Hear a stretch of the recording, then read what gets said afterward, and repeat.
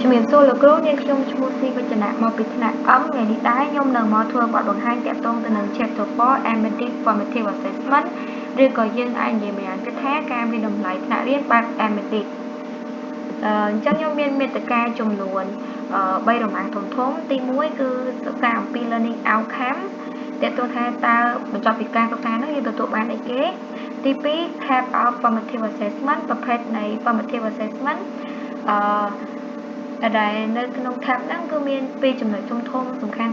គឺក៏ Admitted Formative Assessment ហើយនិងខ Summative Based Formative Assessment ហើយចំណុចរមាំងទី3គឺយើងសិក្សាអំពីវត្តនៃដំណើរការវិតម្លៃបែប Formative ឬក៏យើងហៅម្យ៉ាងទៀតថា The Formative Assessment Cycle អញ្ចឹងយើងចូលទៅចំណុចរបស់យើងតែម្ដងអញ្ចឹងចំណុចទី1របស់យើងគឺសិក្សាអំពី Learning Outcome អញ្ចឹងបន្ទាប់ពីអានជំពូកនេះរួចយើងនឹងដឹងអំពី4ចំណុចសំខាន់ទី1គឺស្គាល់សមាធិសំខាន់នៃការវិតម្លៃបែប Formative យកពីភាពខុសគ្នារវាងការវិតម្លៃបែប Admitted និងផ្អែកលើការវិតម្លៃបែប Summative និងបែងចែកការវិតម្លៃបែប Formative កម្រិតទាបទៅការវិតម្លៃបែប Formative កម្រិតខ្ពស់ទី2យល់អំពីការសង្កេតមើលឥរិយាបថរបស់សិស្សសញ្ញាសម្លេងសញ្ញាមិនមែនពាក្យសម្ដីកាយវិការនិងរាងកាយឬក៏ការប្រើភ្នែកឬក៏ eye contact ជាដើមដែលត្រូវបានប្រើដើម្បីបកស្រាយការចូលរួមនិងការយល់ដឹងរបស់សិស្សដឹងពីដែនកំណត់នៃការសង្កេតនិងរបៀបដែលវាគួរតែត្រូវបានផ្សំជាមួយនឹងប្រភពព័ត៌មានផ្សេងទៀតដើម្បីផ្ទៀងផ្ទាត់ការសន្និដ្ឋានអំពីការយល់ដឹងរបស់សិស្សទី3យើងនឹងស្វែងយល់អំពីយើងអាចឆ្លើយនឹងសំណួរដែលនាំមកនៅការឆ្លើយតបរបស់សិស្សសមស្របដើម្បីទាក់ទាញសិស្សនិងបង្ហាញការយល់ដឹងហើយចំណុចក្រោយគឺដែលយើងនឹងទទួលបានពីការសិក្សាមេរៀននេះគឺដឹងនិងយល់អំពីរបៀបអនុវត្តមតិកែលម្អដល់សិស្សក្នុងកំឡុងពេលវាតម្លៃបែបAdmitted Formative ហើយក៏អាចផ្ដល់ជាឧទាហរណ៍នៃប្រភេទមតិកែលម្អផ្សេងគ្នាហើយដឹងពីភាពខុសគ្នារវាងការអនុវត្តមតិកែលម្អដែលមានប្រសិទ្ធភាពនិងគ្មានប្រសិទ្ធភាពចឹងយើងនឹងសិក្សាអំពីចំណុចទី2គឺប្រភេទនៃ Formative Assessment ចឹងប្រភេទនៃការវិតម្លៃបែប Formative Assessment ហ្នឹងមាន2ធំគឺ Admitted Formative Assessment និង Summative Based Formative Assessment ប៉ុន្តែនៅក្នុងចំណុចនេះដំបូងយើងត្រូវស្គាល់អីទៅជា Formative Assessment សិនដោយសារតែ Admitted Formative Assessment ហ្នឹងគឺជាផ្នែកតូចមួយឬក៏ជាផ្នែកមួយដែលសំខាន់នៅក្នុងFormative Assessment អញ្ចឹងយើងធ្លាប់សិក្សារួចមកហើយ Formative Assessment គឺជាដង្វាយតម្លៃដំណាក់កាលដែលជាដំណើរការនៃការប្រមូលភស្តុតាងនៃការរៀនសូត្ររបស់សិស្សការផ្ដល់មតិត្រឡប់និងការកែសម្រួលយុទ្ធសាស្ត្របង្រៀនដើម្បីបង្កើនសមត្ថផលសិក្សានៅក្នុងកំឡុងពេលបង្រៀនអញ្ចឹង Formative Assessment គឺជាតម្លៃដែលស្ថិតនៅក្នុងកំឡុងពេលបង្រៀនថាយើងអាចផ្ដល់ជា feedback តាមរយៈការសង្កេតការផ្ដល់ feedback ភ្លាមនៅក្នុងថ្នាក់រៀននឹងតែម្ដងចឹងយើងចូលទៅចំណុចកតែម្ដងទាក់ទងទៅនឹង Admitted Formative Assessment របស់យើងចឹង Admitted Formative Assessment គឺជាវិធីសាស្ត្របង្រៀនដែលកែប្រែថ្នាក់រៀនទៅជារង្វង់មតិត្រឡប់ជាបន្តមានន័យថាការផ្ដល់ feedback ទៅកាន់សិស្សទាក់ទងទៅនឹងរង្វាយតម្លៃតាក់ទងទៅនឹងការសង្កេតការសួរសំណួរតាមរយៈការធ្វើ quiz អីផ្សេងគឺយើងនឹងផ្ដល់ជាមតិត្រឡប់ទៅកាន់សិស្សភ្លាមតែម្ដងនៅកំឡុងពេលដែលបង្រៀននឹងហើយវាកើតឡើងលើកទី2ដោយវិនាទីក្នុង1នាទីនៅក្នុងកំឡុងពេលការណែនាំជាក់ស្ដែងនៅក្នុងចំណុចនេះមានន័យថាវាកើតឡើងពី2នាទីទៅនាទីឬក៏ពីវិនាទីទៅវិនាទីមានន័យថា Admitted Formative Assessment គឺជារង្វាយតម្លៃមួយដែលយើងប្រើក្នុងលក្ខណៈភ្លាមតែម្ដងនៅកំឡុងពេលបង្រៀនអញ្ចឹងលក្ខណៈរបស់វាគឺកើតឡើងភ្លាមនៅពេលកំពុងបង្រៀននិងមិនសូវមានរចនាសម្ព័ន្ធផ្លូវការទេក្នុងចំណុចនេះមានន័យថាពេលដែលយើងរៀនអញ្ចឹងឧទាហរណ៍ថាយើងរៀនមេរៀនអំពីវេយ្យាករណ៍គុណនាមអញ្ចឹងនៅពេលដែលបង្រៀនភ្លាមហ្នឹងគ្រូគាត់ចង់ដឹងពីចំណេះដឹងរបស់សិស្សតែគាត់នឹងទទួលបានការសិក្សាតាមរយៈការរៀនមេរៀនមួយថ្ងៃនឹងពីឬក៏ពេលកំពុងរៀនហ្នឹងគាត់យល់បានអីខ្លះនឹងតាក់ទងនឹងគុណនាមអញ្ចឹងគ្រូឆ្លៀកជាសំណួរភ្លាមសួរទៅកាន់សិស្សហ្មងអញ្ចឹងមានន័យថាវាអត់មានរចនាសម្ព័ន្ធផ្លូវការទេគឺវាកើតឡើងភ្លាមនៅពេលកំពុងបង្រៀនហើយទី2ផុសតាង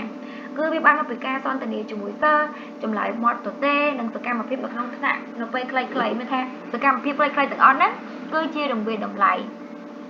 ដែលវាកើតឡើងភ្លាម mà tại tập lab cứ đo ở phim đôi phim ở trong thẻ riêng nâng chắc bao giờ một với embedded formative assessment á cứ viên men lạ cả nèการล้างphim nó cũng pung về đại dương bờ riêng cho tới chùm nội bình tốt cứ chùm nội kho summative based formative assessment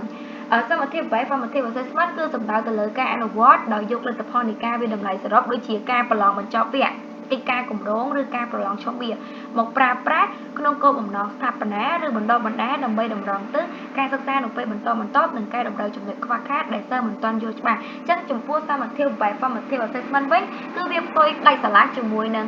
embedded formative assessment គឺវាមានលក្ខណៈ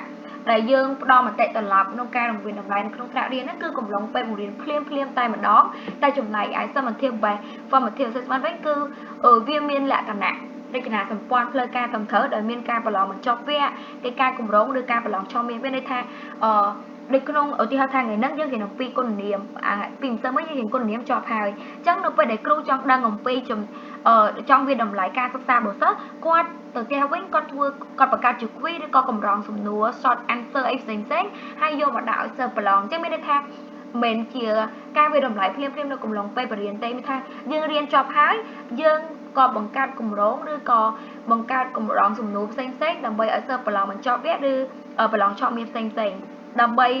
រកចំណុចខ្វះខាតរបស់សិស្សដើម្បីស្ថាបនាឬក៏បណ្ដុះបណ្ដាលឲ្យគាត់នឹងត្រូវចំគោលដៅនៃកម្មវិធីសិក្សាឬក៏ការកំណត់គោលដៅក្នុងការសិក្សារបស់យើងហើយលក្ខណៈរបស់វាវិញគឺមានរចនាសម្ព័ន្ធផ្លូវការនិងកំណត់ទុកជាមុនប៉ុន្តែគឺបានពីកិច្ចការផ្ទះតែប្រចាំមេរៀនឬការប្រឡងធំហើយមតិត្រឡប់គឺផ្ដល់ឲ្យនៅពេលក្រោយអញ្ចឹងមានថាវាមិនឲ្យនៅភ្លាមដូចទៅនឹង embedded summative assessment ទេចាអញ្ចឹងចូលទៅចំណុចបន្ទាប់គឺរ៉ូម៉ាន់ទី3គឺយើងស្ដាប់អំពីវត្តនៃដំណើរការវិតម្លៃបែប formative ឬក៏យើងហៅម្យ៉ាងទៀតថា the formative assessment cycle តើ formative assessment វាមានលក្ខណៈវត្តត្រឡប់ទៅវិញទៅមកហ្នឹងបែបម៉េចអញ្ចឹងវាគឺជាដំណើរការបន្តនឹងជាវត្តដែលមានដំណាក់កាលដូចជាអញ្ចឹងទី1វាទី1គឺការប្រមូលភស្តុតាងនៃការរៀនតាមរយៈការសង្កេតមិនផ្លូវការសួរដេញដោលលំហាត់និងការវិតម្លៃផ្ទាល់ខ្លួនឯងរបស់សិស្សអញ្ចឹងទី1គឺការប្រមូលភស្តុតាងនៃការរៀនតាមរយៈការសង្កេតអីហ្នឹងហើយចំណុចទី2គឺការវិតម្លៃភស្តុតាងមានថានៅពេលដែលយើងប្រមូលភស្តុតាងនៃការរៀននឹងហើយតាមរយៈការសួរដេញដោលឬធ្វើលំហាត់ហ្នឹងហើយយើងវាតម្លៃភស្តុតាងហ្នឹងបកស្រាយព័ត៌មានដើម្បីស្វែងរកចន្លោះប្រហោងរវាងអ្វីដែលសិស្សបានដឹងនិងអ្វីដែលត្រូវរៀនបន្តហើយចំណុចទី3នៅពេលដែលយើងវាតម្លៃហើយយើងត្រូវមានមតិត្រឡប់ទៅកាន់សិស្សផ្ដល់មតិត្រឡប់ឲ្យបានជាក់លាក់និងទាន់ពេលវេលាភ្លាមឬយូរជាងនេះបន្តិចហើយចុងក្រោយនៅពេលដែលយើងផ្ដល់មតិត្រឡប់ហើយគឺការកែសម្រួលការបង្រៀនឬរៀនមានថាមិនមែនការកែសម្រួលហ្នឹងមិនសម្រាប់តែវាតម្លៃទៅកាន់សិស្សទេក្នុងការបង្រៀនរបស់គ្រូក៏ធ្វើឲ្យការបង្រៀនរបស់គ្រូនឹងមានការប្រែប្រួលសំណួរទៅតាមនឹងដែរដើម្បីធ្វើយ៉ាងណាកំណត់ជំហានបន្ទាប់ឬសកម្មភាពសម្រាប់សិស្សដើម្បីពង្រឹងការយល់ដឹងឬកែតម្រូវការយល់ច្រឡំអញ្ចឹងនេះទាំងអស់នេះគឺជាការវាតម្លៃបែប formative assessment cycle អញ្ចឹងទី1គឺប្រមូលថាប់តាបានផុសតាំងនឹងហើយយើងត្រូវវាតម្លៃផុសតាំងហ្នឹងពេលដែលយើងវាតម្លៃហើយយើងទៅកាត់ផ្ដល់មតិត្រឡប់ទៅកាន់សិស្សហើយចុងក្រោយគឺកែសម្រួលការបង្រៀននិងរៀនរបស់យើងអញ្ចឹងខ្ញុំចូលទៅចំណុចចុងក្រោយបំផុតគឺសារៈសំខាន់ហេតុអីបានជាការសិក្សាតាក់ទងទៅនឹងembedded formative assessment ឬក៏ formative assessment ហ្នឹង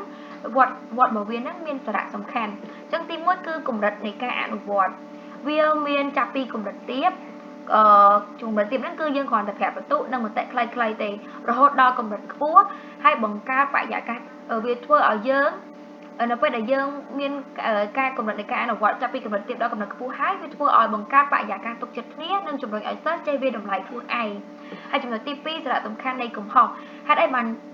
យើងសិក្សាអំពីកំហុសព្រោះតែយើងដឹងថានៅក្នុងថ្នាក់រៀនមួយ